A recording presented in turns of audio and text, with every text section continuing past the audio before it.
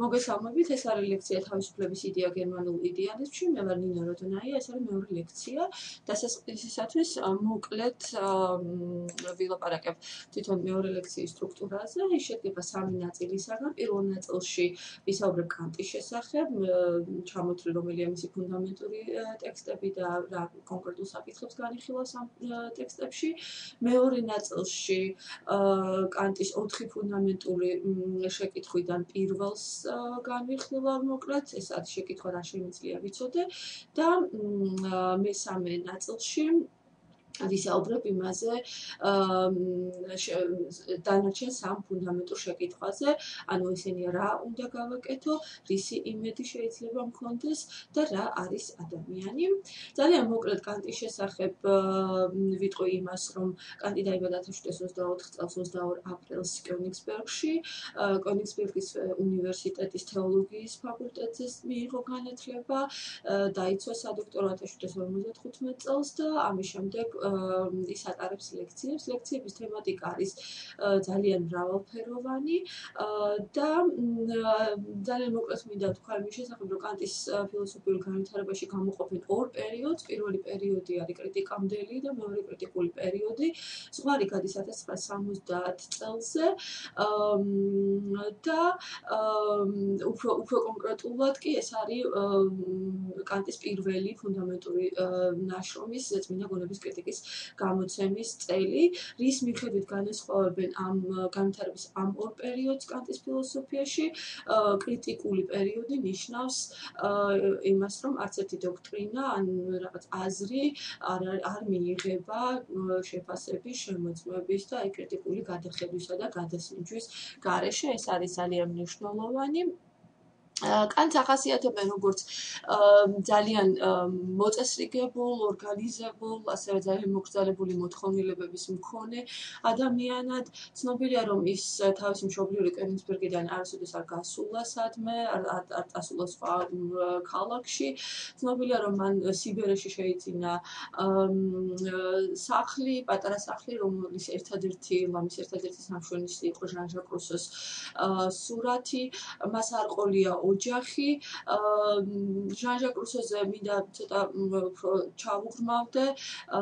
ჟან-ჟაკ რუსოს ამ თან განმანათლებელს კანტი ძალიან დიდ პატივს სცემდა და ძალიან აფასებდა მას, განსაკუთრებით ჟან-ჟაკ რუსოს ერთი თავისუფლების გაგების გამო. ჟან-ჟაკ რუსო საზოგადოებრივ ხელშეკრულებაში, ტექსტში საზოგადოებრივი ხელშეკრულება წერს, რომ ადამიანის ბუნებითი და სამოქალაქო თავისუფლების გვერდით არსებობს მორალური თავისუფლება და მხოლოდ ეს მორალური თავისუფლება ქმნის აქცევს ადამიანს, ნამდვილ ადამიანად მხოლოდ ის აქცევს ადამიანს საკუთარი თავის ბატონ პატრონად. ეს აზრი, ეს იდეა ჟან-ჟაკ რუსოს ძალიან მოსწონდა კანტს. შემდეგ ეს თავისუფლების ეს იდეა ჟან-ჟაკ რუსოსი განავითარეს ფიხტემაც და ჰეგელმაც და საერთოდ კანტის ფილოსოფიაში თავისუფლება ამას ვნახავთ საფუძველია როგორც თეორიული გონების, ასევე პრაქტიკული გონების და ეს არის ასე ვთქვათ ძალიან მნიშვნელოვანი. თქვენ ჟან-ჟაკ რუსოს იცნობთ სხვა ტექსტებიდან, შესავალი თანამედროვე აზროვნებაში თქვენ გაიარეთ ჟან-ჟაკ რუსოს ემილი, ანუ აღზრდის შესახებ.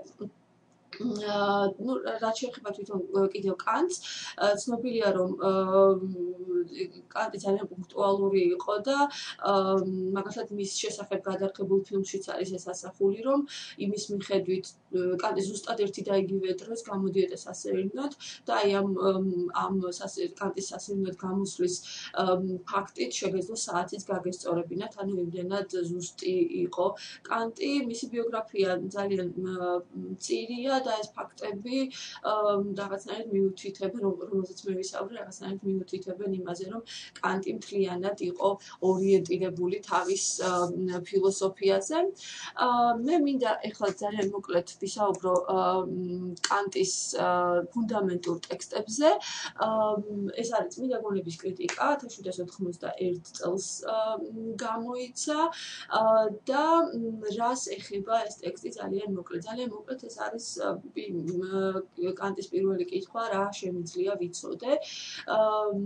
კანტი წერს, მაგრამ ამით მე გულისხმობ არა წიგნებისა და სისტემების კრიტიკას, არამედ გონების უნარის კრიტიკას, საერთოდ ყველა ცოდნის მიმართ, რომლისკენაც მას შეუძლია ისწრაფოდეს ყოველგვარი გამოცდილებისაგან დამოუკიდებლად მაშასადამე მისი როგორც წყაროების, ისე მოცულობისა და საზღვრების გარკვევას. კანტი ძალიან მარტივად შეგვიძლია ამ იდეის ფორმულირება მოვახდინოთ.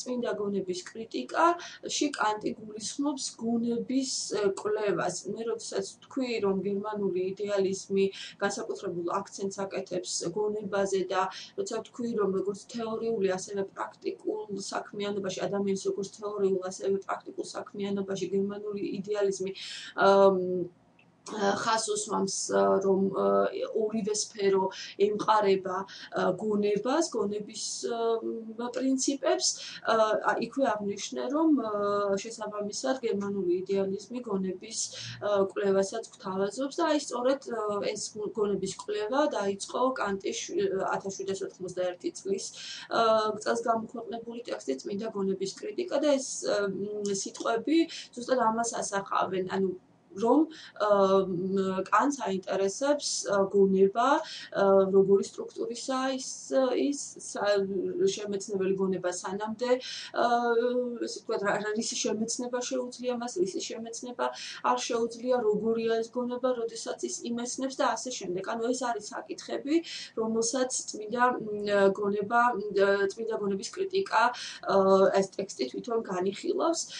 კანტი ითვალისწინებს ემპირიზმის და რაციონალიზმის შეცდომებზე, ცდილობს აი მათი გადალახვა მოქცეს და აი ეს საქმე, რომელიც წმინდა გონების კრიტიკაში მან წარმოიწყო, არის ასე ვთქვათ აზროვნების რევოლუცია. ცნობილია, რომ წმინდა გონების კრიტიკა ცოტა რთული აღმოჩნდა მკითხველისათვის. 1787 წელს კანტი გადამუშავებულ ვერსიას გამოსცემს წმინდა გონების კრიტიკას და ამდენად არსებობს ეს ორი ვერსია.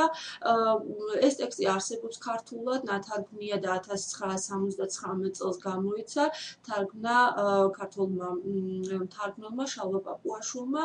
საქართველოში კანტის ფილოსოფიაზე მუშაობს პირველი კანტიანელი სოლომონ დოდაშვილია, შემდეგ შალვა მოცულბიძე, კონსტანტინე ბაქრაძე, გურამ თევზაძე და ასე შემდეგ. ანუ ეს ფილოსოფოსი გერმანული იდეალიზმის ეს მნიშვნელოვანი წარმომადგენელი ქართულ ფილოსოფიაში ყოველთვის ინტერესი იწვევდა და ყოველთვის იყო კვლევის საგანი.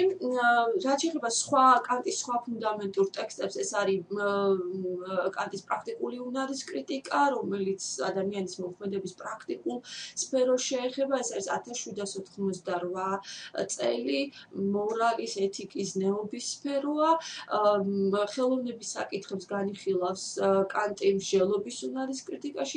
ეს არის 1790 წელს გამოცემული ტექსტი და 1793 წელს გამოდის მისი რელიგია მხოლოდ გონების ფარგლებში, მაგრამ ამ ტექსტის გამოცემა მიუხედავად იმისა, რომ კანტი ამ დროისათვის არის საოცრად პოპულარული, მისი ძირითადი ფუნდამენტური ტექსტები გამოცემულია და მას უკვე ფართო მკითხველი ყავს და კანტი ძალიან ცნობილია. მიუხედავად ამისა, ტექსტი რელიგია მხოლოდ გონების ფარგლებში რთული, ანუ ძნელად გამოქვეყნდა, გაჭირდა ამ ტექსტის გამოქვეყნება იმ საკითხების გამო, ან ცნობილი საკითხების იმ გადაწყვეტების გამო, რასაც კანტი გვთავაზობდა ამ ტექსტში. მაგალითად, ტექსტში არის სათაური რადიკალური ბოროტების შესახებ ადამიანში და აი სწორედ ეს იყო საკითხები, რომლის გამოც ტექსტი რელიგია მხოლოდ გონების ფარგლებში იწვევდა ერთგვარ არაადეკვატურ რეაქციებს და ესე ვთქვათ, მას მკითხველი არ შეხვდა მაინც და მაინც კეთილგანწყობილი. ეს არის ძალიან მოკლედ კანტის ფუნდამენტური ტექსტების ჩამოთვლა და ის საკითხები, რომელსაც კანტი ამ ტექსტებით გვთავაზობს. ეს არის მეორე ლექციის პირველი ნაწილის დასასრული.